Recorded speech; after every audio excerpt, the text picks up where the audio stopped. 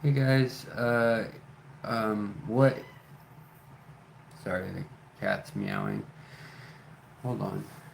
What are you meowing about, you little rascal? You don't have anything to meow about.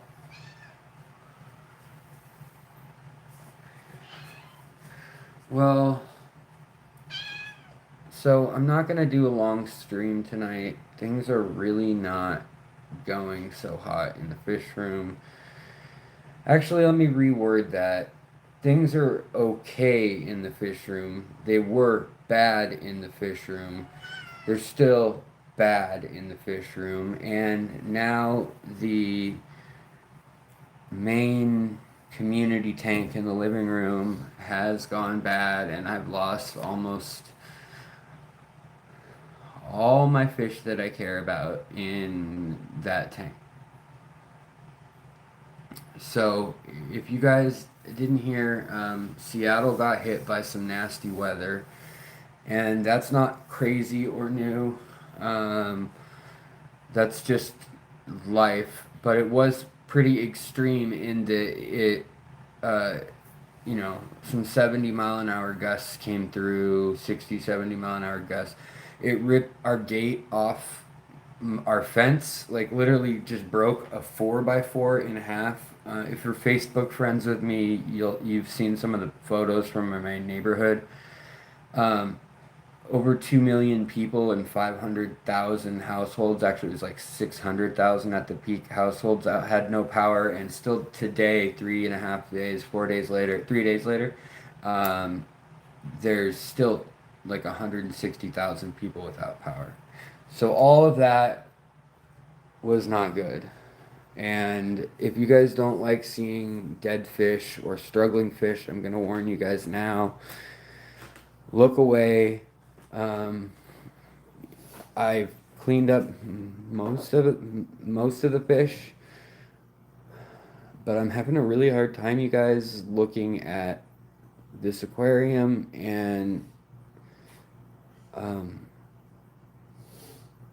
yeah.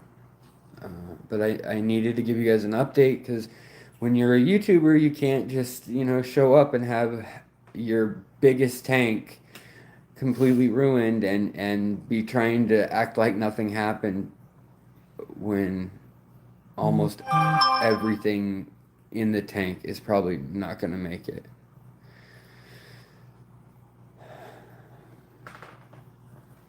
All right, you guys. So here's the tank. Basically, what happened is our power was out. It came back yesterday night, and it was out for like 30 hours or something. 24, 30 hours, whatever it was, a little over a day. And the house got cold. And so what happened is I started noticing that some of the fish had ick. So I treated this tank with one dose, one round for its 50-gallon size of ICX. And my other tanks started coming on, and the other fish look okay in most tanks.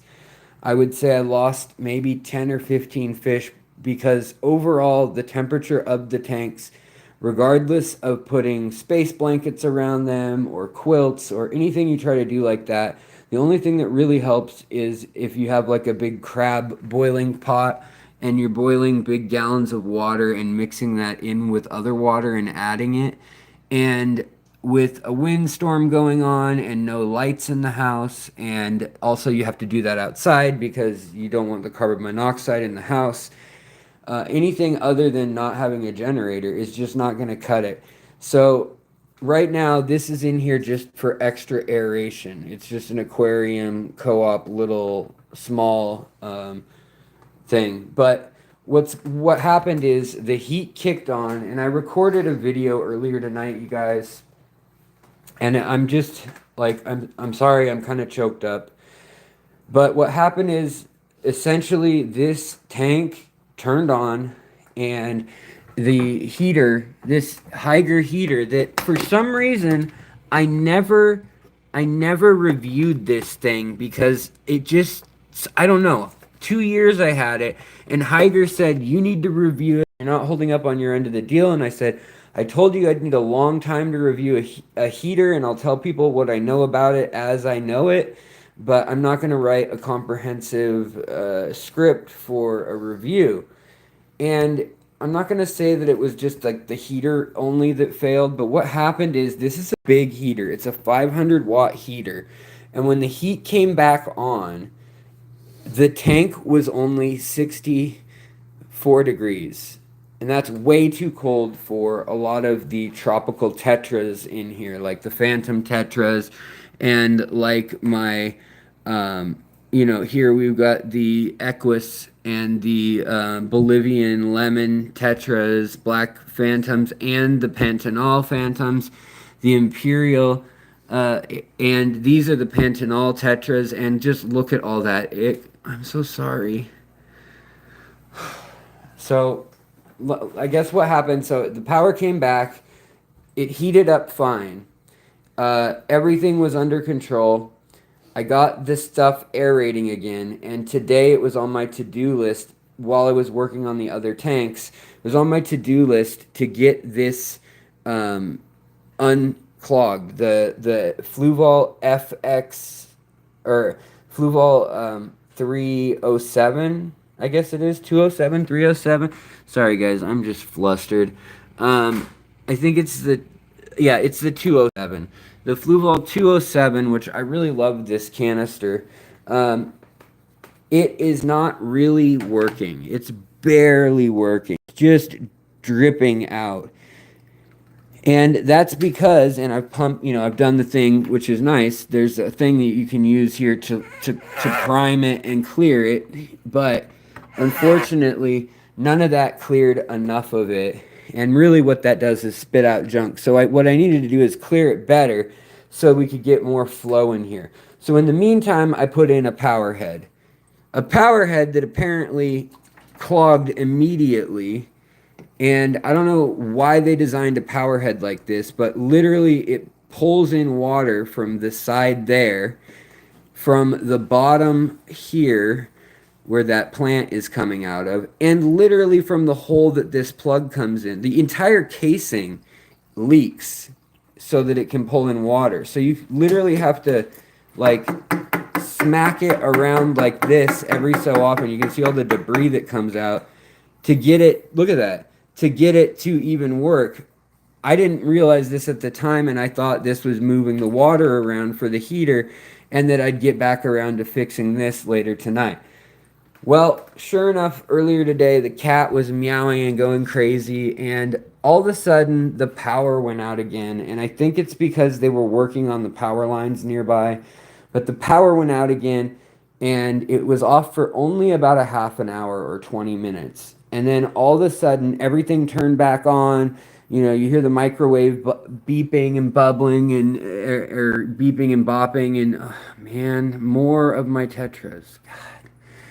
And so immediately, of course, I grabbed the quick test strips and tested both tanks to test against each other. And of course, nothing came of that.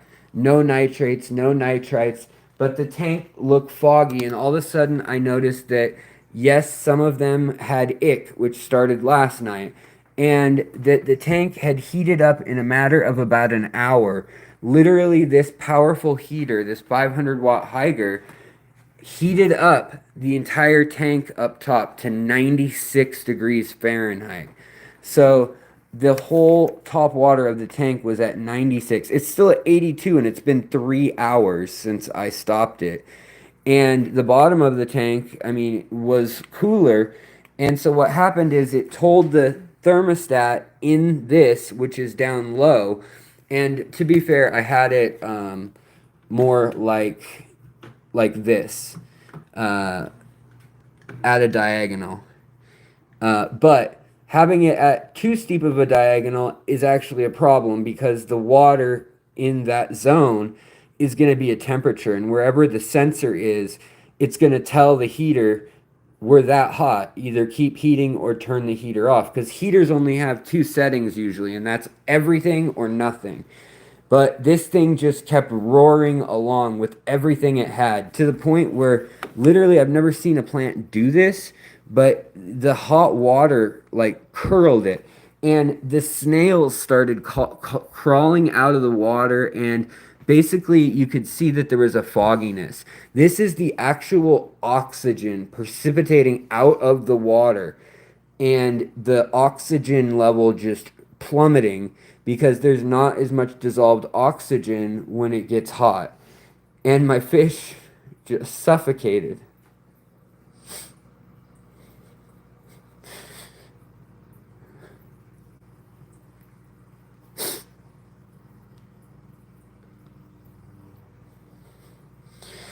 But guys, I've just been having a tough time because I feel like I know where I've gone wrong with things like the shrimp tank, and I know where I've gone wrong and something's happening, or I'm doing a nature tank, or I'm not doing a nature tank, I'm doing a tank like this. I even had an Inkbird thermostat set up, but because of the power outage, it was not set up, and I put an air stone in here instead. So the Inkbird wasn't running to cut the power on the heat because I thought I would be paying such close attention. So I was doing water changes and adding cool water to it once I realized it was hot, but I recorded the video. I don't know what I'm going to do if I'm going to post it, but there were literally just dozens of dead fish back here. And I mean, I lost, I think I lost my giant betta, Rasbo, and I think I also lost, I know I lost my puffer, my Amazon puffer, who I feel really bad because I always lecture people when they give them a bad home, and I was really trying to give this fish a good home. And most of my rummy nose rasboras are gone. My imperial lapis tetras, a lot of them appear to be gone. The Bolivian orange or lemon tetras seem to make it. Also, my autosynclus are maybe gonna make it. Some of them have ick on them. The marbled ones, I'm just not seeing the way I should. And so it's a matter of time. Like, I didn't know if I should stream or if I shouldn't stream. And then I remembered that, like, I told everybody that I have a commitment to share my failures and my successes with you guys, because, you know, you keep 20 or 30 tanks, and sometimes it's too much or sometimes it's not too much, but things just happen. Whatever you want to say or however you want to look at it. But I don't even know if my plants are going to be okay. Look at this. The Logonandra is actually like, it's like semi-translucent, and it's like falling apart. And some of these plants, it can happen really quick. They get basically blanched.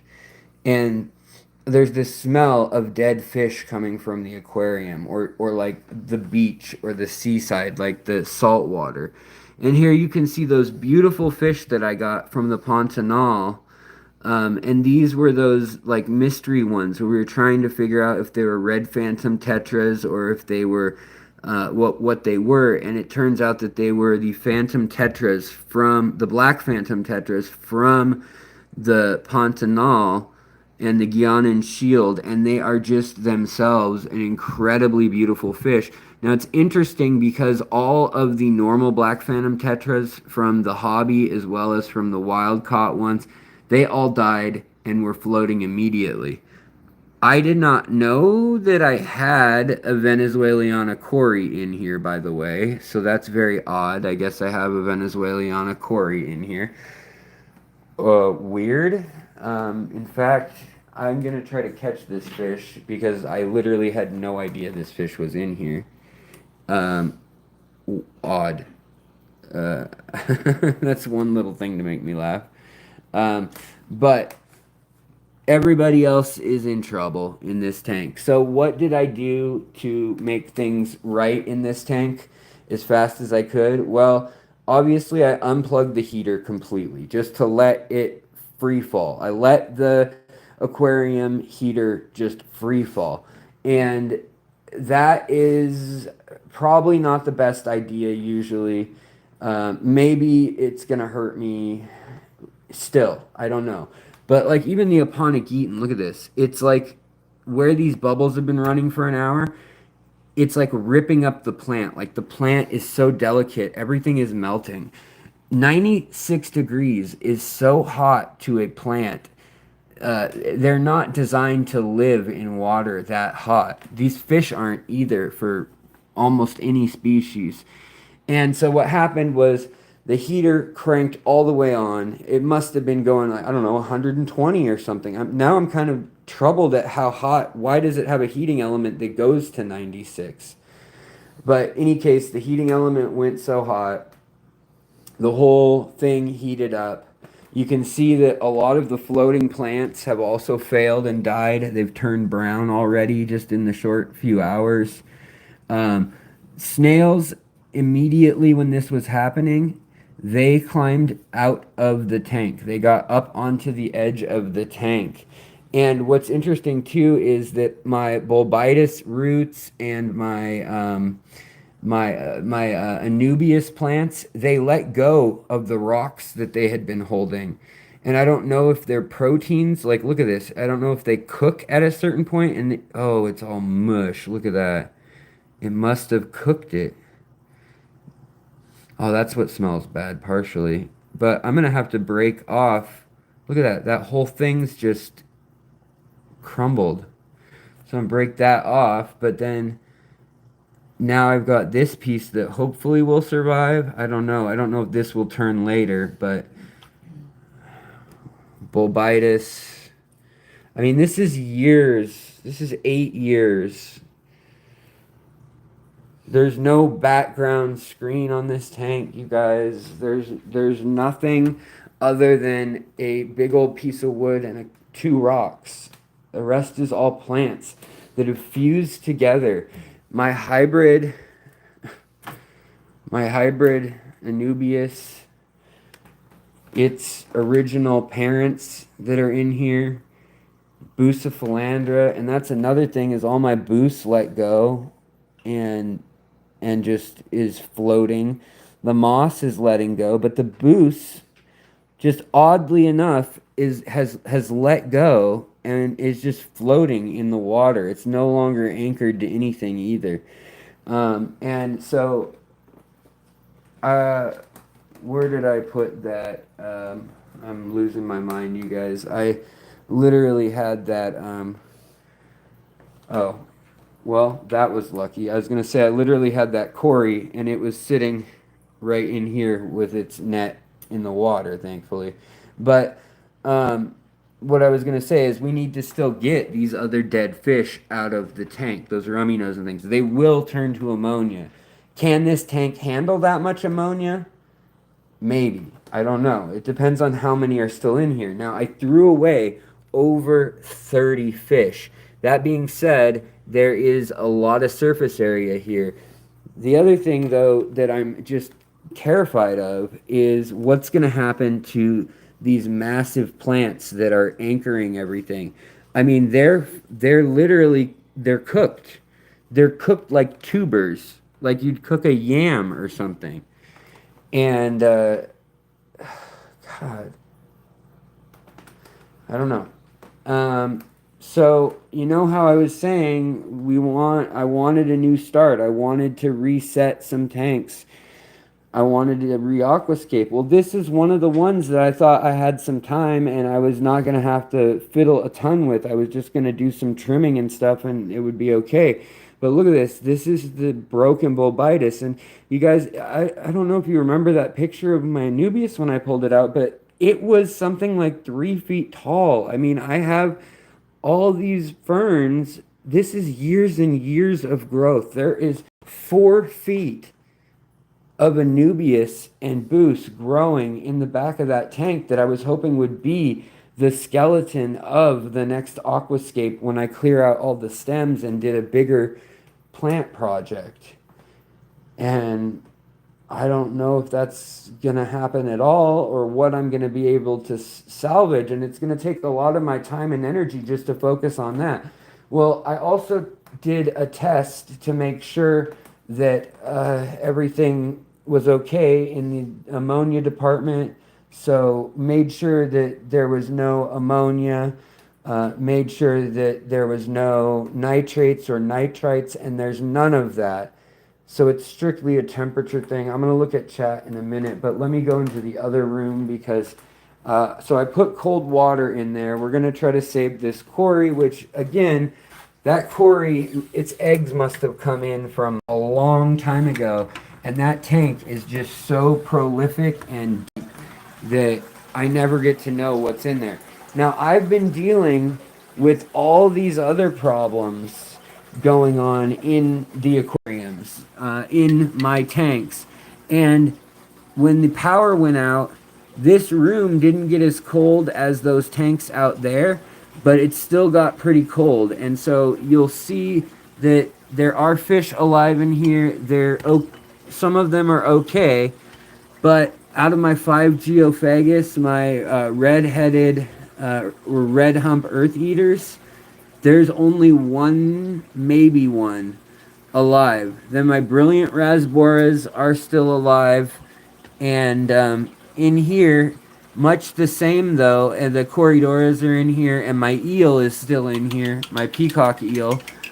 Also, my checkerboard cichlids and my real mate blue tetras, they're doing okay, but this tank needs attention very badly in that, you know, it's just evaporated a lot. I used the water from this tank to pour into a couple other tanks because it had that green water look to it, and I have young fish and I also have other fish that need that green water.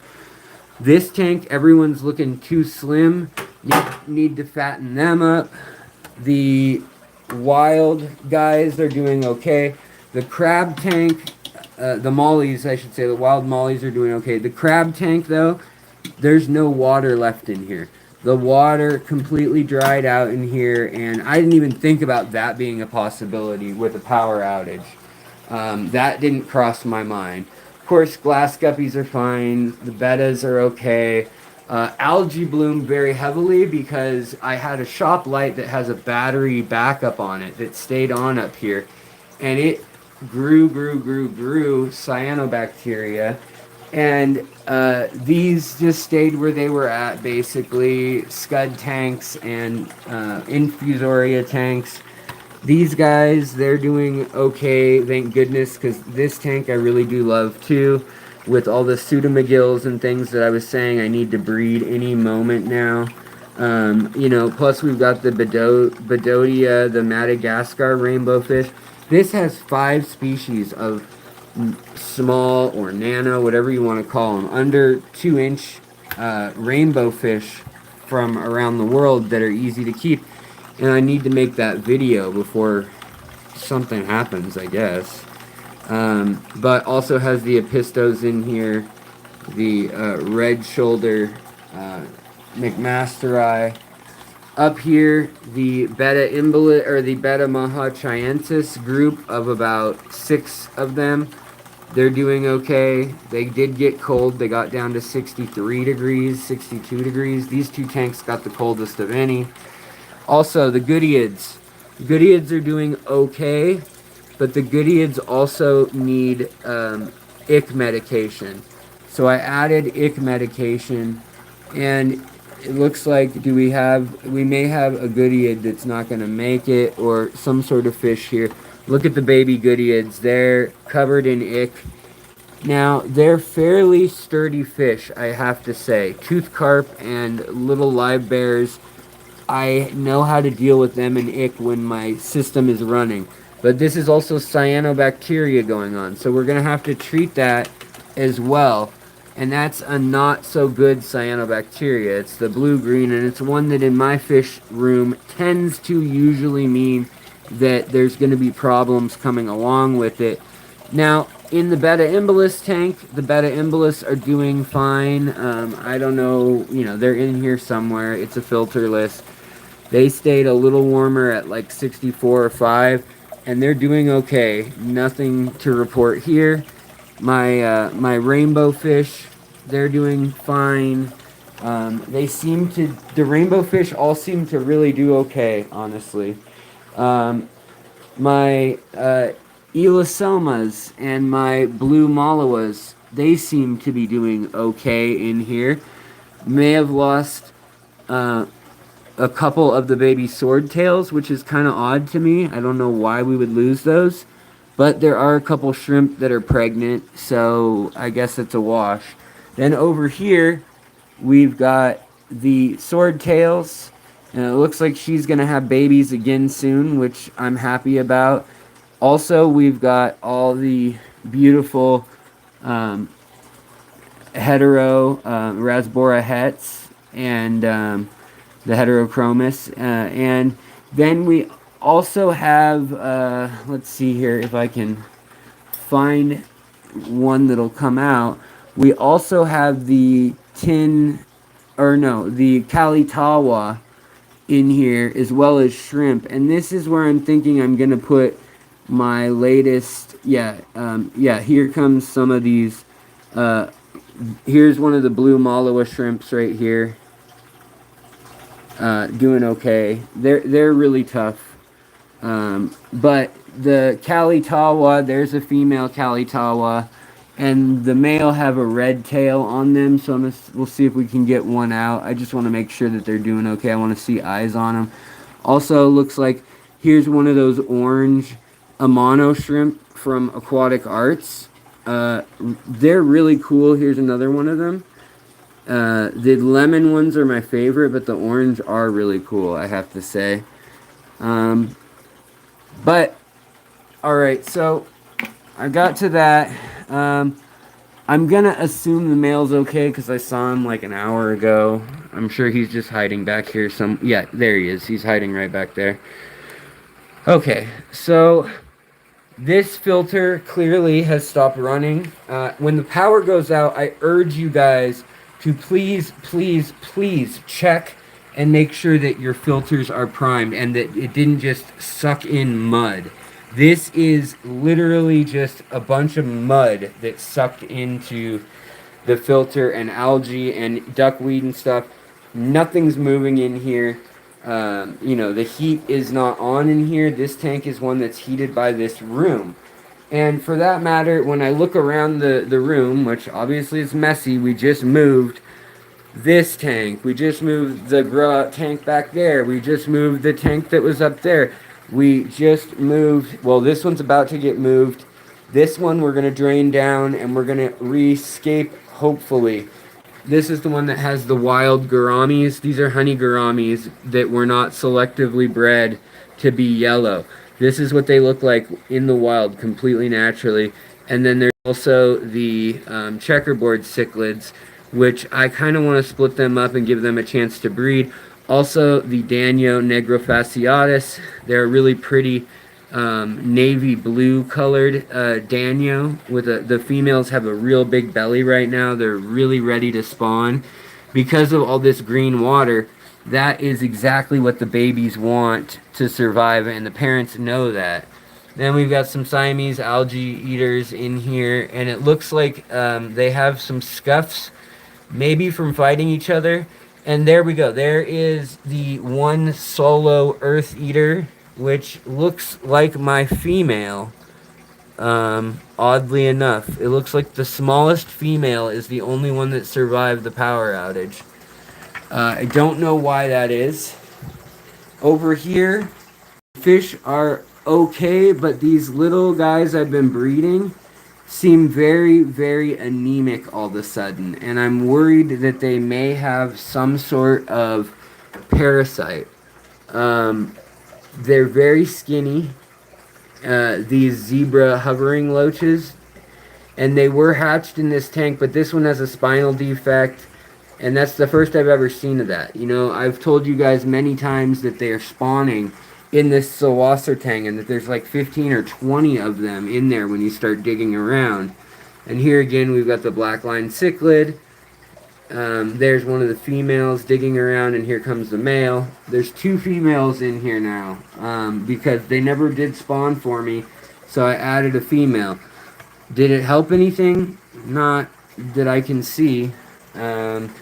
So we're going to have this space free. We have more space free up there. And then the other question is, do we really want these aquariums turned the way that they are? Like, do we even want to keep these aquariums in this direction? And look at this. This is the water lettuce. It can make such a like organic, rotten food waste compost type, for lack of a better word, explosion in your tank, just very quickly. So if the pH drops too low or if it goes too high, love that. Gotta love that. Either way, it will then let go of those long spindly roots, and a lot of times they will muck up. They will also spark the growth of algae and other things like this.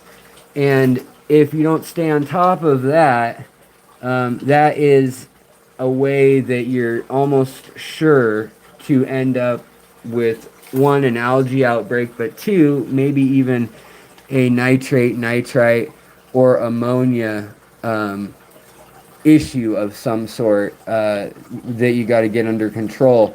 And you can see here, even like the duckweed. So we're going to have to come back and we're going to have to check the pH on all of this too, because something isn't quite right here. The crazy part is that, like, these fish, some of these fish, the checkerboard cichlids, the mollies, lots of the fish were spawning because the pressure dropped so far when that storm rolled into town. The millibars of pressure dropped the second most in our state's history, and something like fourth most in U.S. history ever recorded. I mean, it dropped like 60 or 70 millibars in some areas in one day during the day. And because of that, it really, these fish basically were tricked into feeling like the big monsoon or the big wet season was starting. And I've been feeding them their normal live scud food, and that gets fed all circle of lifestyle, obviously, by just putting plants like the stuff I'll be sucking up from there. But now I have to figure out, you guys, I have to figure out what the heck am I doing with all this and this massive reef light that I have in theory to review. What do I want to do here? Which tanks do I want turned like they are like this so they're showing to you viewers? Versus which ones do I want to breed things in and leave like 20 longs going that way or whatever? Or do I want to put two 20 longs next to each other and make it a total nightmare for myself to reach in there? Or do I want to do more of those small tanks? I'm really torn on all this. Hey, look, the yo-yo loach is out and doing okay. No signs of ick or anything like that, which makes me really happy. Also, a pregnant shrimp back there. Well, we just scared her off. But all that makes me happy. But I got to get off of here soon-ish because I need to start repumping these pumps. Like, look, it even like sprayed it against the wall. And basically all this takes is like using a cup of water and pouring it in. But now it's all mucked up and there's all the stuff it sucked up, this muddy, muddy crud that is going to clog it all up, which is a real bummer. And lastly, we'll take one last look in here. So right now, I'm not treating the ick really aggressively. That's why the water's not dyed methane blue or, you know, Victorian green or anything like that really heavily right now. They were all treated 2 days ago for that. I'm watching this snail and he's coming back out of the water. And so I'm a little worried that that might mean that ammonia is sneaking up now. We're now at 79 degrees, which is, hold on, which is 26.6 Celsius, and 25, which is 77.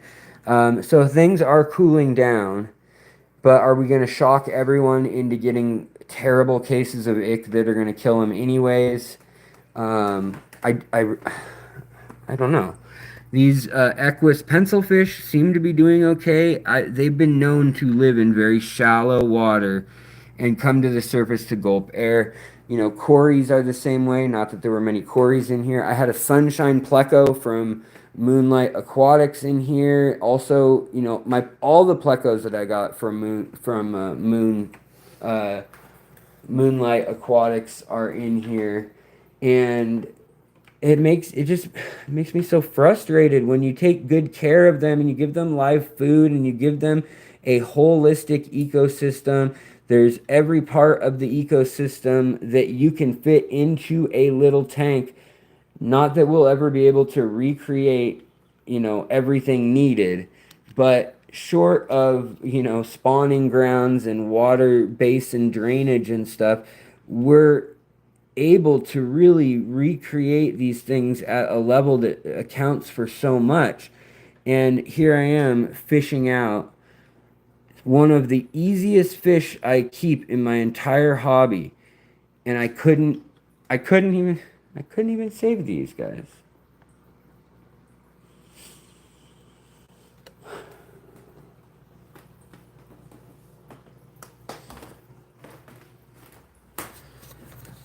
All right, hold on, guys. I want to just say hi one more time and see if anybody has anything to say. These guys are going to be composted. I don't flush the fish down the drain. You don't want to get anything into the sewer waters if there's any issues like that with what's going on your fish. I'm also going to wash my hands from being in the tank. But guys, I'm just really beat down in this hobby right now in that I was feeling recharged, and you know there's a psychological component, and I'm sure you guys know this. I'm just preaching to the choir, but you know so often in life when you're ready to step up and make a move forward and to do something, and you're like, okay, but at least I'm going to save these fish and I'm going to move on with the process, and we're going to do new hardscape and we're going to reset things. And then there's $40,000 in medical bills. Then the other thing, guys, I have to tell you what's going on because I know a lot of you won't care, but there's some drama behind the scenes at YouTube, and it's not okay the way they're doing things without telling creators at all. And I have to just tell you an example. So today I made a video of Pam Chin's house that I worked I worked really, really hard on this video, editing it, and I was tired and worn out. And you guys have seen me get kind of loopy and just tired and drained, and just, you know, that's my health stuff. And I have to know when to take a break and know when to, you know, ease off. And that's a hard balance on its own because I want to get things out to you guys. I want to get you guys quality content, and I'm doing all this other research and things that are interesting, but it may not be ready to present, or I may not have it in film form. So it takes months of that backlog to build back up from my brain, and then to have it ready to pull from, kind of. And when I took literally a month of doing nothing related to fish stuff and just focusing on getting better when I almost died in the hospital this summer, while it was a relief, my channel, you guys, took a really, really hard hit. And I thought at first that it was because I was being lazy or doing something specifically wrong. And there may be some truth to maybe I'm doing something that's off-putting or you guys aren't vibing with it. But I mean, we tried to drop the Discord, and I'm trying to juggle these things, and I'm still spending time answering comments and questions. And I mean, like the super chats, for instance, which this is not a big deal because it comes from you guys, and I know everybody's having a hard time with money. They used to be in the $700,000 a month when you'd count up twice a week streams of an hour or two. Now I'm lucky if I average $50 for the whole month, usually. Not complaining about that piece, but I thought that's where my money's going in my head, is that dynamic has changed, and maybe rightfully so. The inflation, the economy, the cost of food, the cost of everything. I get that, and everybody's in the same boat on that, unless you're not. But I just got a letter today when I posted the tour of of Pam Chin's Lake Tanganyikan cichlid house. I went down to California in June and I filmed this incredible house. And it was really hard to get there. My legs were swollen so big that they felt like they were gonna burst. And, uh, you know, it wasn't long after that that I ended up in the hospital with the edema and the sepsis and all that. And that I just hit the wall. I'd overdone it for what I can do. And I hate that overdoing it for what I can do at 37 or 38 is going to be walking around talking about fish, working in fish tanks, going to the back of the grocery store, and then that's too much.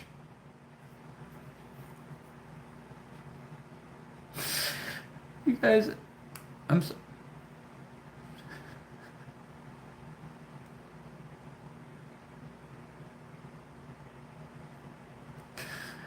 um, I'm sorry. I'm just really frustrated about the fish right now. And we just had back to back, and we had the shrimp that died off before that, and then this change of do I want to get out of the nature tank specific stuff, and you know also just like we have to make a living in Seattle, and like how long can I do YouTube? There's no retirement, there's no benefits. There's no benefits anywhere. I mean, my wife has benefits. We pay $700 a month for the insurance, and we still had to pay 40,000 out of pocket. My dental's still 50,000. I mean, it ended up being 15,000 luckily for the top and for the bottom, but $30,000 out of pocket is a deal for medical stuff that like lightning. I didn't have anything to do with that. But I know a lot of people have it worse, so I'm sorry. I'm going to try to shift gears here. But what happened earlier today that made me even more frustrated maybe than these fish is YouTube's policies.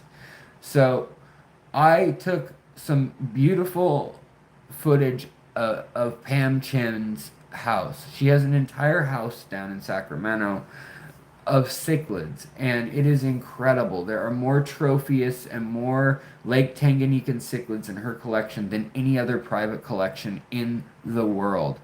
And that's being the Germans and everything like that.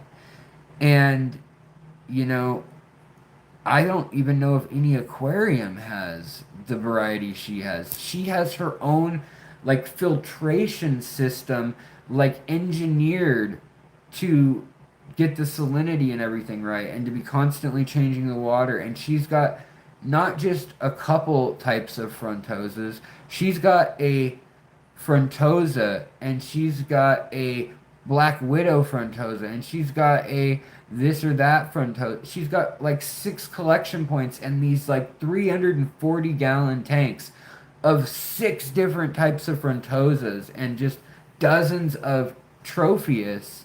And you know, it was really cool, and I got to talk to Pam. She is a incredible woman, and she's gonna come on the channel luckily soon. She just chatted with me today. But when I had edited this video, what I didn't realize was that in the background at her house, and I couldn't hear it until I turned everything all the way down on an equalizer and then turned the specific stuff up. There was a classic rock station playing at their house upstairs. So as soon as I upload the video to YouTube that was 48 minutes long, that I spent maybe 40 hours and several months now off and on working on chunks of it to get it ready, it said, you don't own the rights to this video. Van Morrison and this and that has claimed the video. And I thought, you know what, that's fine. I don't need to make money on this video. I just want it to go out. I want to do Pam justice because she spent 30 or almost 40 years collecting fish, and there's so many cool like tricks and tips and interesting anecdotes that she shares with you in that video. And so I edited a certain way, knowing that some of the music was there. And I even cut that out, thinking that that would be the YouTube version. So I basically made the video I wanted to make. Then I went back and I had to recut it, do voiceovers, add things that made the editing process way longer. And then I get a notice saying that I'm not going to make any money off of it. So then I say, you know what? I don't care. Go ahead and take all my money from this video. I want to put it out still. So I hit publish this morning and I get an email saying that your video has been taken down because Eagles Greatest Hits has taken down Peaceful Easy Feeling or whatever. One of the tracks that you could hear, two actually, are Eagles because we filmed over like 3 hours and it's the highlights of that. Um, and so instead, I basically took the high points of things and video wise, I made like a 12-minute video of my favorite visuals from visiting her house. The biggest Tanganyikan cichlid collection in America, in the world.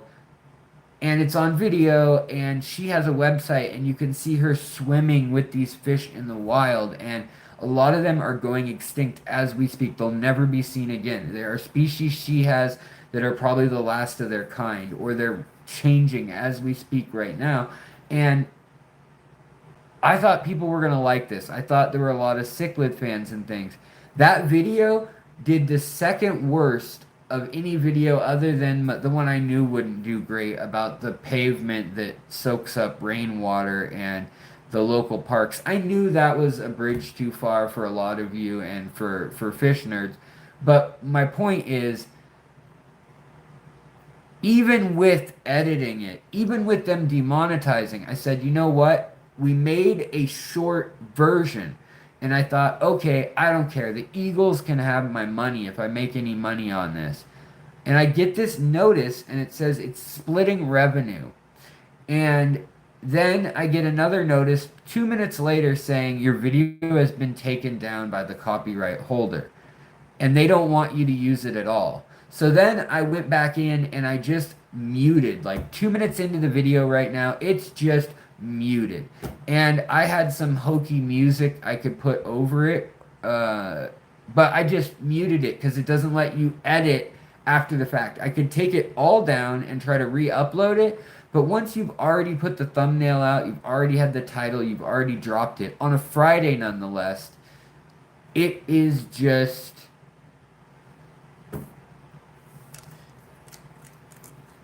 If it doesn't go somewhere, if it didn't go somewhere, it's not going to go somewhere. And sometimes the algorithm, you just hit on something. Like a video I did the other day had like 16,000 views about the life cycle of the nature aquarium. And I thought, okay, great.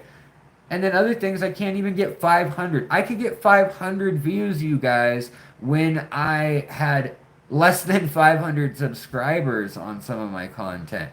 So they are tweaking something, as always. And the other thing is, you know what I said is, this footage is Pam's. It's on her website, so give her 50%. And so that is something new that you can do. But YouTube, when they showed us the breakdown, the email I got, I took a screenshot of it, it said, here is your cut. You get 55% of the earnings, and the other music costs and creators will be eaten by YouTube, and we are taking that into consideration for our cut now. So basically, if you're using music, you're using a picture of someone else's, if it's more than 3 seconds, even though fair use and, all these other things have been fought in court. Ethan Klein fought this from H3H3. What's free and fair use? What's political commentary? What is remixing, reusing? What is educational? All these things should be established, and YouTube doesn't give a shit. And they don't care They demonetize whatever they want. That is going to get me demonetized on this video right now, but it doesn't matter. It doesn't go out to anybody unless it's some negative rage bait clicky title. And guys, I'm just tired of playing the game. I want to make fish content about nerdy fish stuff, and I just want the damn software to send it to the people who signed up saying they wanted to know about it. And so often you guys are messaging me saying, "Oh, I just found you again. It's been 2 years. I had no idea you were still making stuff." And they have all the alerts on and everything. And then I get home and I'm dealing with all this. I'm dealing with my health. I'm dealing with money issues. And you'd think that by 8 years on YouTube that I would have somehow sold my soul enough that I could afford, like, I don't know, to pay for the dead fish in a tank. Not that that's what it's all about. I care because these fish each have a story and they have stories on the channel, and I care about them, and I care about the interaction with these fish and when I feed them and when I watch them do things. And anyways, what YouTube lets slip is that they're taking 55% on anything, at least, and I don't know if they meant this for everything or just stuff that has audio and or a copyright share, because as soon as I clicked share with Pam, my cut, which isn't even divulged a lot of times, went down. Just like super chats, they take 40% of right off the top, and that's why a lot of people like to pay on or on PayPal and things. Well, they do that also with subscriptions and things like that, and it's just, I don't know, guys. I don't know how much I can take it sometimes. I'm sure I'll get over it. I mean, I've got a bunch of aquariums right in here, waiting to get set up and reset. But right now, all I can think about is I let down those fish. Should I even rebuild all these tanks? I don't have a generator. I can't afford a generator. I'm not gonna afford a generator. I haven't had a computer to edit on for 3 years because I have to pay for my teeth. I don't have teeth. I lost my teeth from the lightning, and I'm sick of feeling like I'm not good enough, and I'm sick of just feeling not good.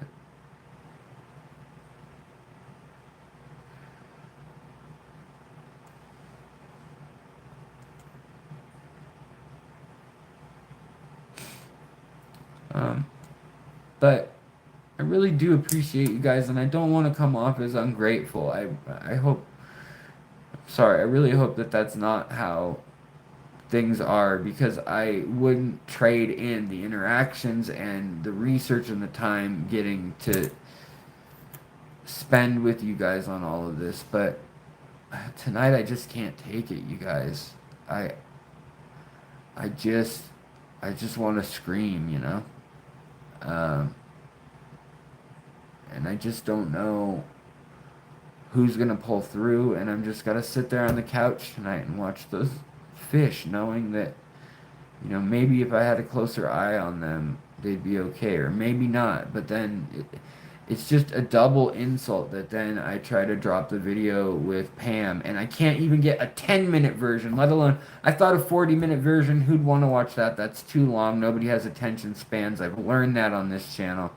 So I thought, let's make an eye candy version. And even that is doing just terrible.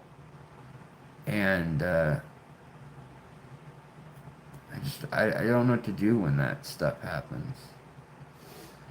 And I try to make content for me and for those of you who actually speak with me in the comments and in the chat and in these live streams and things. But, you know, at the end of the day, I can't do this full time if I don't make like at least $2,000 a month, and things have been bleak.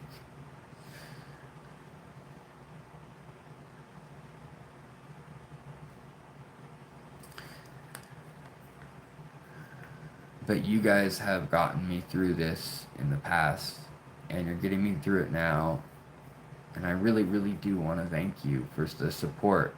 I think, though, when I came out with the Discord, it also split things. A lot of people left Patreon or left YouTube. They go to Discord.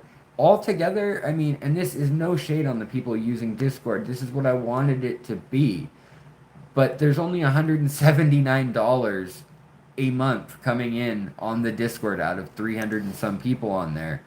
Um, so it didn't translate, and I lost $400 worth of people who stopped subscribing in the last 2 months over the other thing. And I do see a lot of them switched over, but some of them switched down in packages. It just, ironically, of course, it pointed out the fact that a lot of people had bills going and they may not have known, or they may have gone high at some point on, like wanted to be a $10 supporter, and that's not feasible. And I just, pointed it out, which at the end of the day, that's good. I don't want anybody paying more than they can afford.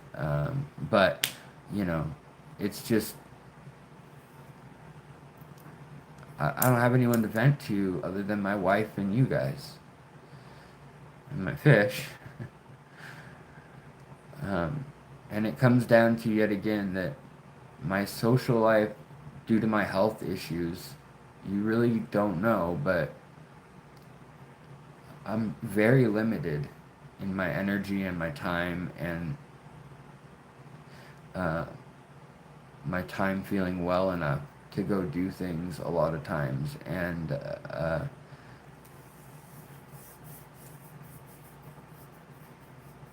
you guys helped me through it, so thank you.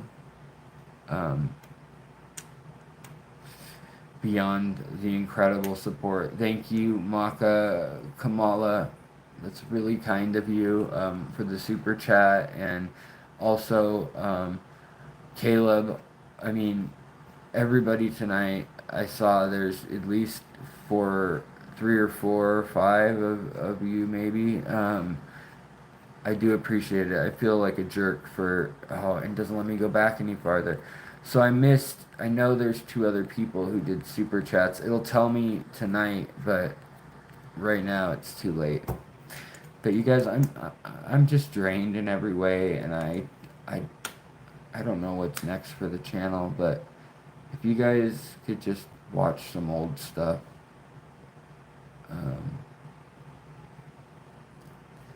while I figure out how to attack all this and whatnot, I'd really appreciate it. I'm having a hard time. Having a really hard time.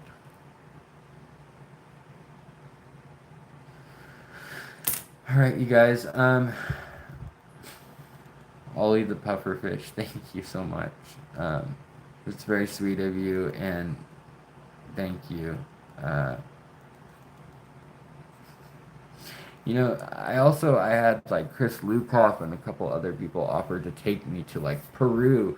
Ivan Mukology said, let's go to Venezuela, offered to pay and everything. And I had to say no because of my health. And these are like lifelong dreams. Someone who absolutely loved the thought of the rainforest as a child. No bigger dream. I wanted to be a veterinarian, and I wanted to be in the jungle. And I just don't know if I'm going to make it there ever, if I'm going to be healthy enough to really go on an expedition. And so there's just a lot that's all kind of stacking up right now, and it's just been really, really hard. And if it weren't for my wife and for you guys, I don't know how I'd do it, honestly. So thank you so much. Thank you. Little Snappy, thank you very much, buddy. Very appreciated. And Jazz, also, thank you. You're very, very kind. And guys, I'm gonna get out of here. Jody, gosh, sorry, this wasn't an appeal for money. I'm sorry if it's coming off that way. Johnny, guys, I'm going to get out of here before you guys can do any more money. But thank you. Just you guys coming and watching and being a part of the community, sharing, asking questions, just being so compassionate to me, that is worth so much. And I wish that paid the bills, but it doesn't always. And I said I'd have Christmas merch ready, but I just can't get on top of stuff. I just can't get ahead of the curve lately. But I'm working on it. And I'll talk to you guys later. I really do care about each and every one of you. And this channel has, whatever it says, 80,000 people. But really, it has like 500 to 1,500 incredible community members and diehard hobbyists. And even if they're not diehard hobbyists, they're just incredible, incredible human beings that ask awesome questions. Then I go on this rabbit trail of learning, and I can't thank you guys enough for that, especially when I feel like I'm feeling right now. Joey, thank you, man. Guys, I'm gonna get out of here though. Seriously, no more super chats. I can't take any more. Like $20 or $10 from people. Like I just in my head I'm like I want $1.99 from everyone. I don't want $20 from the same people who've helped so much already. Maybe I'm insane. Maybe I'm insane. But anyways, you guys, thank you so much, and tell those around you that you love them. Take care of yourself so that you can take care of them and the animals and plants and, your responsibilities. But, you get what you put into the world. I still believe that. I always will believe that. And when you feel most spent, that's when you need to still keep giving back and trying to put yourself in other people's places. Because there is someone way worse off than you right now, and they're nearby, and they could use a hand.